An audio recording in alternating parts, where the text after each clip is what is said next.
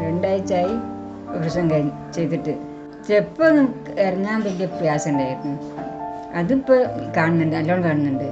പുറത്തൊക്കെ പോകുമ്പോൾ നല്ലോണം കാഴ്ചയുണ്ട്, ബുദ്ധിമുട്ടില്ല, എല്ലാം ക്ലിയർലി കാണുന്നുണ്ട്.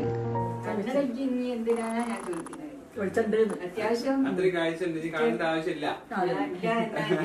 ആനച്ചന്തം പൊന്നാമ്പൽ സമയം നിന്നാണ് ചിമിഴ